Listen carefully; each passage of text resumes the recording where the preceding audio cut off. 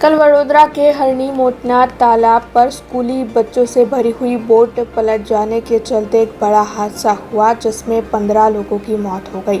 आपको बता दें कि इस आंकड़े में 13 बच्चे और 2 शिक्षक शामिल थे। इस घटना के मद्देनज़र वडोदरा दिवालीपुरा न्यायालय में आज बड़ौदा बार एसोसिएशन की ओर से गुनहगारों का केस न लड़ने के लिए ठराव पास करवाया गया। दरअसल इस दुर्घटना के मद्देनज़र 18 लोगों के सामने एफआईआर दर्ज की गई है। तब सभी लोगों की ओर से दोषियों पर कड़ी कार्रवाई कर उन्हें सजा सुनाने की मांग साझा की जा रही है, जिसके मद्देनज़र आज बड़ौदा बार एसोसिएशन के प्रमुख नलिन पटेल की मौजूदगी में सभी एडवोकेट्स ने इकट्ठा होकर किसी भी गुनहगार का केस न लड़ने के लिए ठराव पारित किया। आज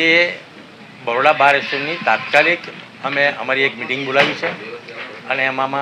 અમારા જે વકીલ મિત્રો આ જે ગઈકાલે દુર્ઘટના બની છે અને એમાં જે નિર્દોષ ભૂલકાઓએ પોતાનો જાન ગુમાવ્યો છે તો એના માટે કસૂરવાર જે આરોપીઓની સામે એફઆઈઆર થઈ છે એ આરોપીઓ તરફે કોઈપણ પ્રકારનું વકીલાતનામું મૂકે નહીં અને એમના રિમાન્ડ હોય કે જામીન મુક્તિના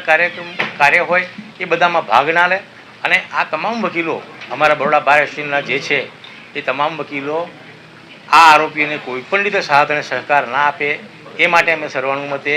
તમામ વકીલ મિત્રોને અપીલ કરી છે અને એ પ્રમાણે ઠરાવ કર્યો છે।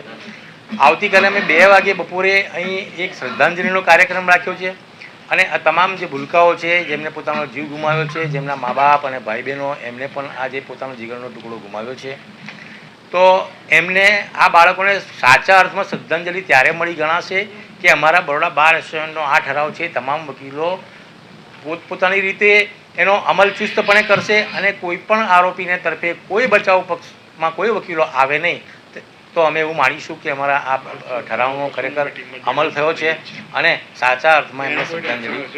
મળી છે। अब खबरों से लगातार अपडेट रहना हुआ आसान। BRG न्यूज आपके मोबाइल स्क्रीन पर